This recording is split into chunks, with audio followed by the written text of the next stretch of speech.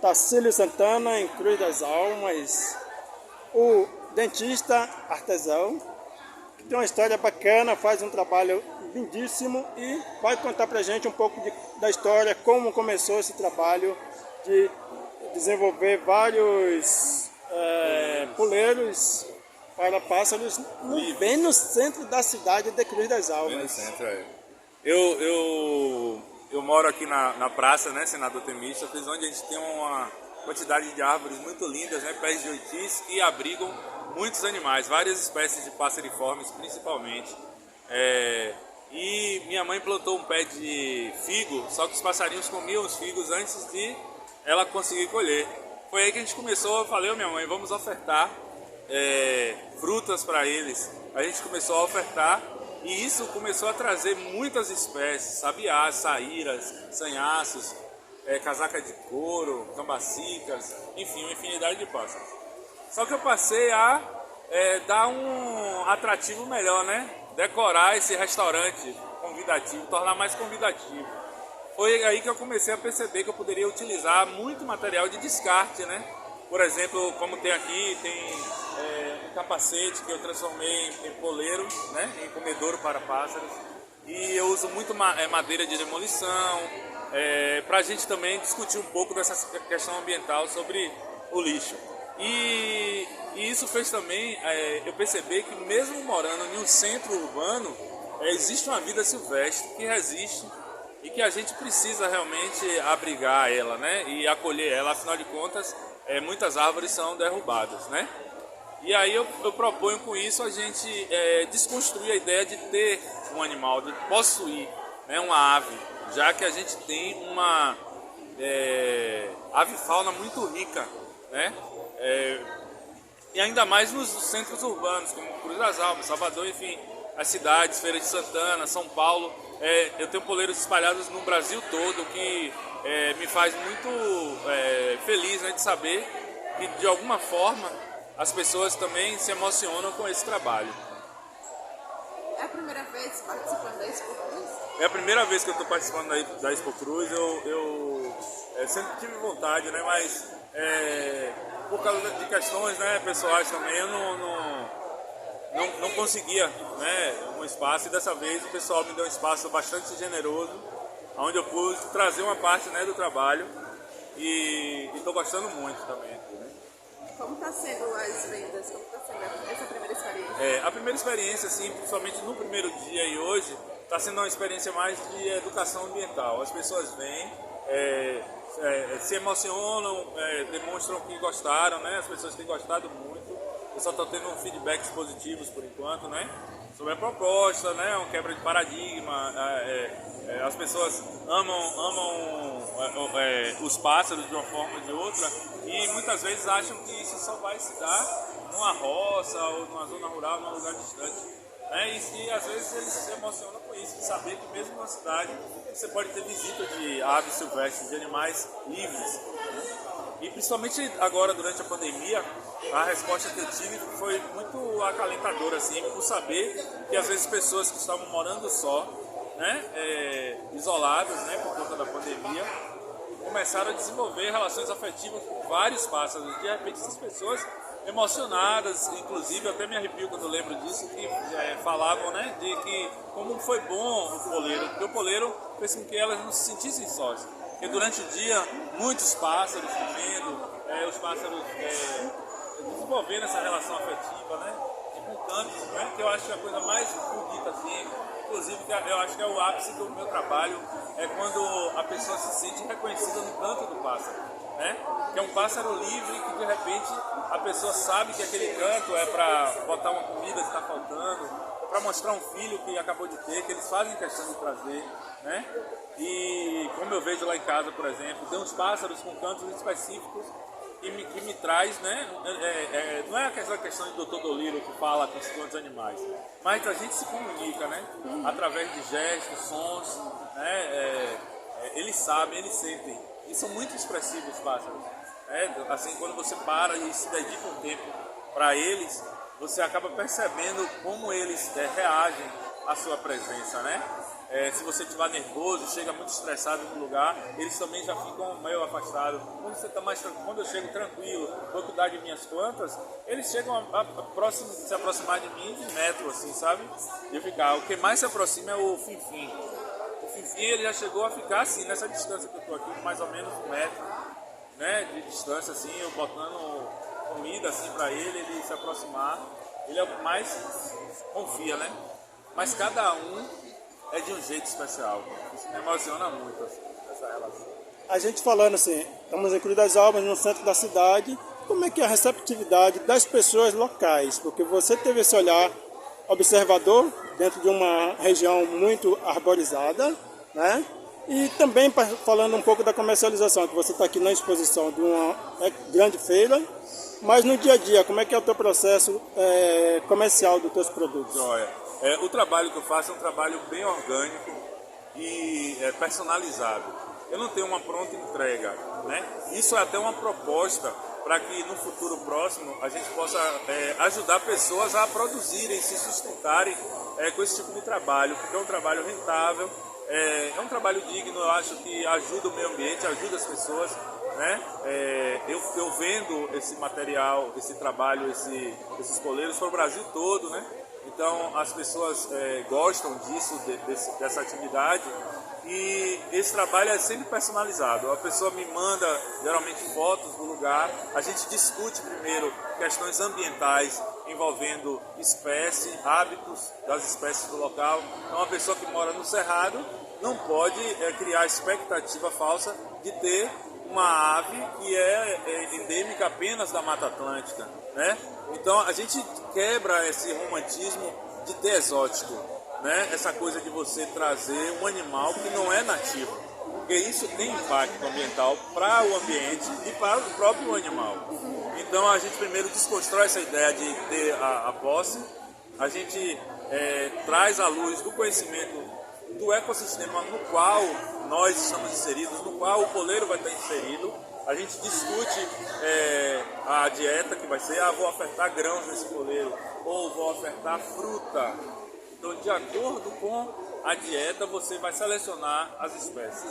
O cuidado de não ofertar alimentos industrializados, né, alimentos processados, porque isso pode trazer danos para os animais.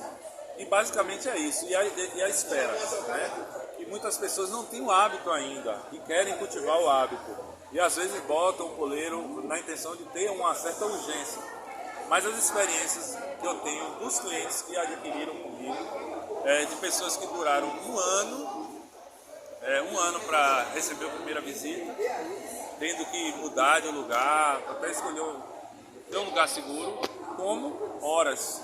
Né? Em Salvador mesmo, morei em Vilas do Atlântico, para ter a primeira visita de pássaro, eu demorei mais ou menos, a gente demorou uns 4 ou 5 dias, né? Botando fruta todo dia. Depois eu fui morar no 2 de julho lá em Salvador, eu demorei 60 dias para ter o primeiro cabacita que foi me visitar, que eu vi. Primeiro apareceu um que comeu banana, mas eu não vi. Mas o que eu vi primeiro foi com esse tempo.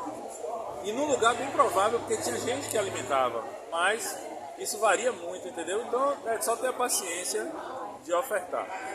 Tem uma importância biológica fantástica, porque poleiros, de um modo geral, são estratégias de regeneração ambiental. Inclusive já foi até tese de doutorado, né? Algumas teses de doutorado sobre isso, porque os pássaros eles têm o hábito de comer frutos e ingerir a semente e levar essa semente nas fezes, né? Então esses materiais, né, essas fezes de pássaro, são mecanismo de regeneração orgânica de um ambiente, né, natural, nativo. Então tem os próprios poleiros que são traves que eles espalham em zonas desmatadas, como também tem os poleiros que você leva para locais e atrai os pássaros para ali, coleta as sementes, faz as bolas de semente e espalha por zonas degradadas. Então, lá em minha casa, minha experiência local, pequena, ao redor do poleiro nascem diversos tipos de plantas e ervas e eu colho diversos tipos de sementes de plantas que não tem, ou ao menos eu não consegui identificar no rol da minha vizinhança, né? Porque muita gente fica preocupada, o pássaro vai comer só aí, vai perder o ritmo. Não, não perde. Porque o que você oferta durante o dia, 3, 4 bananas para alimentar 100 pássaros, não é nada.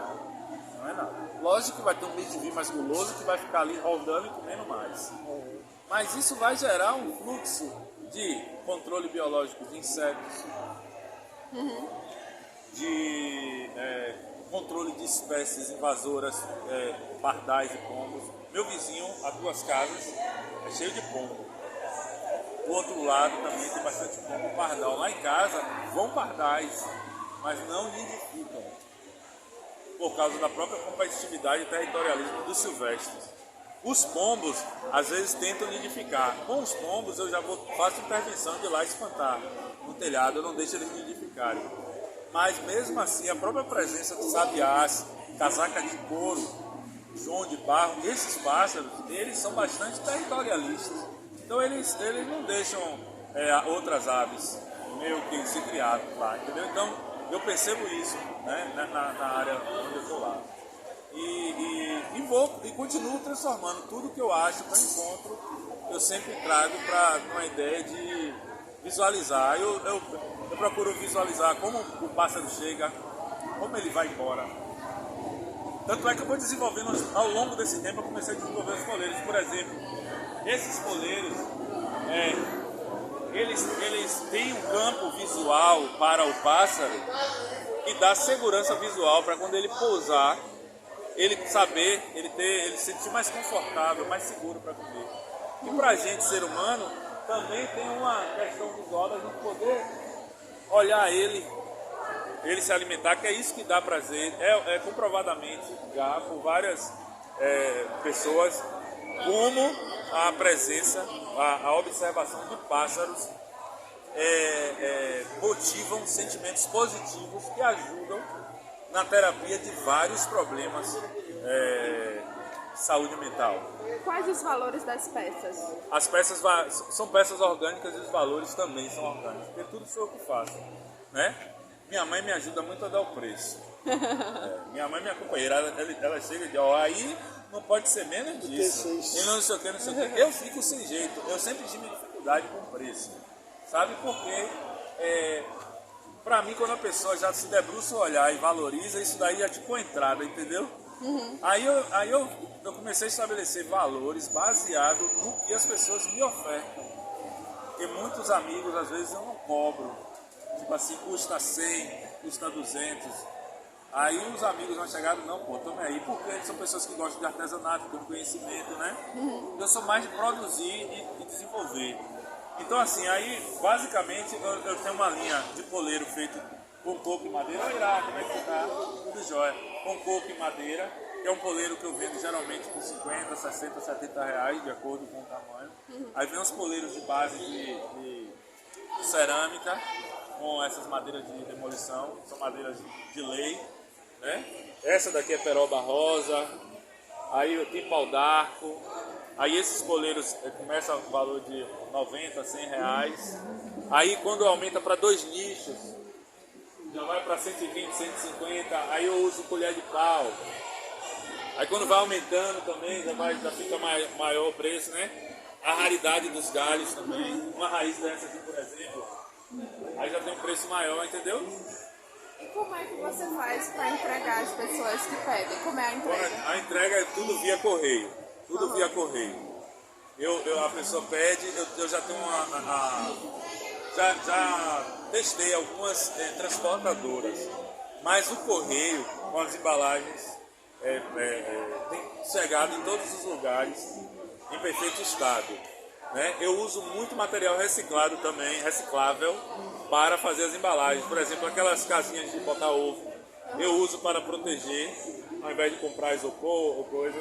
Aí eu uso aquelas caixas de ovo, uso o próprio papelão e já dou indicação também para que a pessoa pegue aquelas embalagens e já entregue para recicladores, entendeu? Pra gente finalizar, quando você estava falando há pouco aí das dicas que você dá para o pessoal que pensa em adquirir uma peça sua ou naquela expectativa de tal tipo de pássaro, Positivo. Como é para um dentista dar essas dicas de biólogos, ao mesmo tempo ser biólogo, ao mesmo tempo ser um ambientalista, enfim, como é essa mistura aí?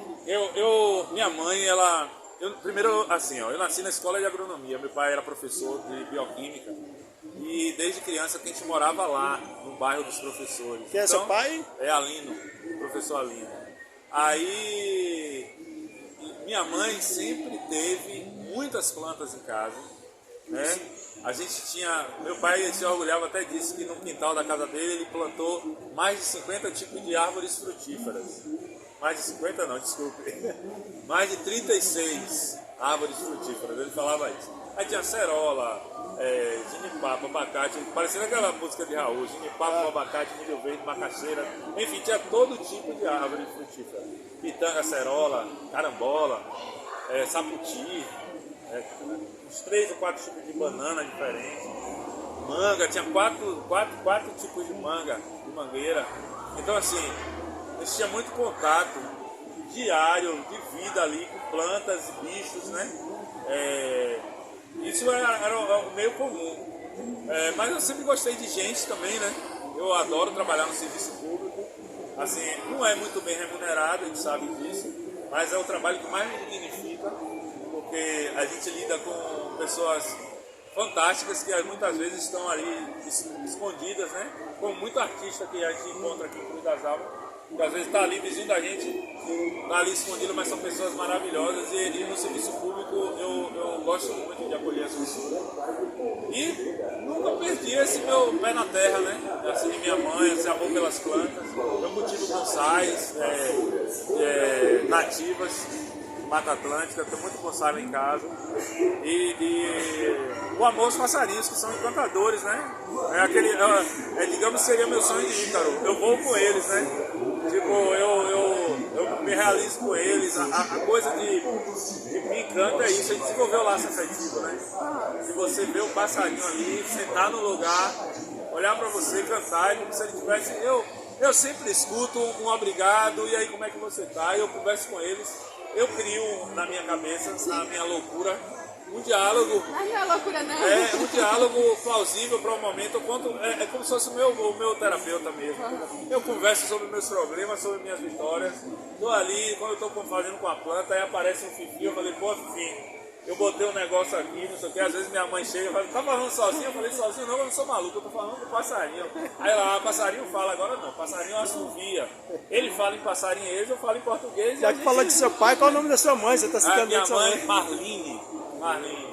Minha mãe é professora, era professora na escola Joaquim Medeiros, lá na escola de agronomia também, que agora é o UFRB, e meu pai era professor de bioquímica, em agronomia também, lá na UFRB, que era a escola de agronomia, que agora é o UFRB.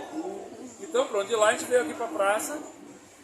É isso, é uma coisa interessante, quando a gente veio aqui pra praça, você sai do campo, você vem pra cidade, você imagina, perdi a natureza, né? Perdi a natureza. Quando eu fui para Salvador, pronto, minha natureza acabou. Só que não é assim. A natureza ela permanece viva mesmo no centro urbano. Cruz das Almas tem uma mata de Oiti aqui, fantástica, cheia de aves, lagartos, moluscos, todo tipo de vegetais. Você tem uma cadeia alimentar aqui fantástica. Só que ela vive nas copas das árvores. E, inclusive, isso é um outro parênteses, que é uma história puxa outra, né? Aqui as comemorações de inauguração de loja, aniversário, tudo é foguete, rojão nas árvores. Eu fico super chateado, porque eu vejo a realidade quando os passarinhos, por exemplo, vêm, e às vezes vem sempre 2, daqui a pouco chega um, geralmente agoniado, um rabo faltando pena. Você vê que foi acidentado um exótico, como um gato solto no meio, entendeu? Então assim, a gente lida muito com isso. Mas de toda sorte, ter vindo para a cidade, quando eu descobri a existência de tanta espécie, até pica-pau aparecendo aí, eu fiquei encantado. Eu falei, realmente a natureza está viva, e ela está gritando aí, ó. E aí pronto, aí vai surgindo, porque você vai trabalhando no material, o material vai te falando as coisas, né? Eu sinto a satisfação, por exemplo, quando eu montei esse coleiro aqui, por exemplo, um coleiro simples, 2 nichos e tal, mas quando eu vi esse galho, eu falei, esse galho, ele tem que ficar assim, Porque ele me deu a satisfação nele ficar assim, sabe? Parece que ele foi feito para essa colher. É uma coisa que vem nos materiais. Às vezes eu estou cheio, como agora, né? Eu estava com esses materiais em casa, surgiu a possibilidade da feira, e aí eu falei, eu vou produzir um bocado de poleiro. Então foi um momento muito especial, porque esse galho tinha que ser desse poleiro, nesse formato. Essas coisas, esse peixe aqui, por exemplo, eu estou montando ele, eu vou terminar de montar. O galho dele parece até um peixe mesmo, com rabo. Já aconteceu de alguém comentar que fez ninho no...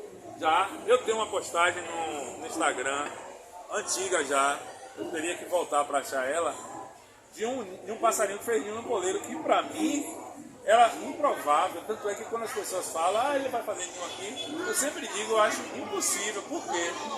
Porque se é um comedouro, vão vir várias espécies. Então, se um fizer o ninho, ele não vai deixar mais nenhum se aproximar.